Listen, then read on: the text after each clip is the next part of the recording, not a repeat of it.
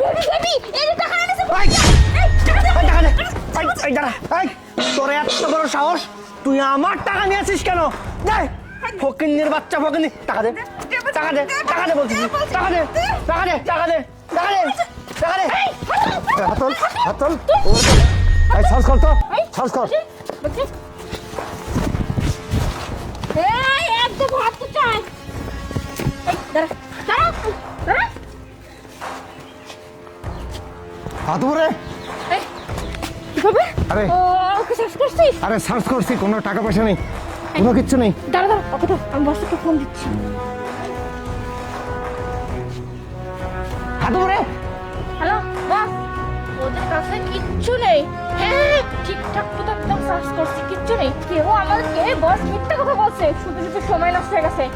ওকে ওকে ওকে বস, এই বস চলে যেতে বলছে। চল চল চল চল। এই বসকে কিন্তু কিচ্ছু বলবি না। চল চল চল চল। একদম শেষ করে দেবো। আপনি আমাদের টাকা নিয়ে আমাদের জীবনটা বাঁচিয়ে দিন। এই যে টাকা আমাদের জীবনটা বাঁচাইছে উনি আজকে। আসলে আপনি কিভাবে জানলেন যে ওরা এখানে আসবে? এই টাকাটা না নিলে ওরা তোমাদের ক্ষতি করতো, টাকা নিয়ে। আপনি কিভাবে জানলেন? আমি কিভাবে জানলাম? তাহলে শোনো, এদিক দিয়ে যাবে? ওকে ঠিক আছে, আমরা এই রাস্তাতেই আছি। এই দেখো শোন, একটা দামি পাখি আসবে, বুঝতে পারছিস? ওদের কাছে টাকা পয়সা অনেক কিছু আছে। আচ্ছা। বস বলেছে কাজটা হওয়া চাই, বুঝতে পারছিস? বুঝতে পেরেছি। একটা ছেলে আর একটা মেয়ে, বুঝতে পেরেছিস তো? তাহলে আমরা সামনে গিয়ে অপেক্ষা করি ছেলে মেয়ের জন্য, ঠিক আছে? তাহলে এই ব্যাপার, তার মানে আপনি এখানে বসে বসে শুনতে পেয়েছিলেন যে ওরা আমাদেরকে হামলা করবে, আপনি সেটা জানতে পেরে আমাদেরকে বাঁচিয়েছেন। আপনাকে না অসংখ্য ধন্যবাদ। আপনি এখানে বসে ভিক্ষা করেন।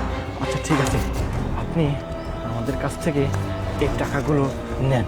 এখানে অনেকগুলো টাকা আছে, এই টাকাগুলো নিয়ে আপনি এই টাকাগুলো আপনি রাখেন, বুঝতে পারছেন? আপনার সারাদিনে ভিক্ষা করতে হবে না, যে টাকা দিয়েছি আপনি একটা কিছু করে খেতে পারবেন।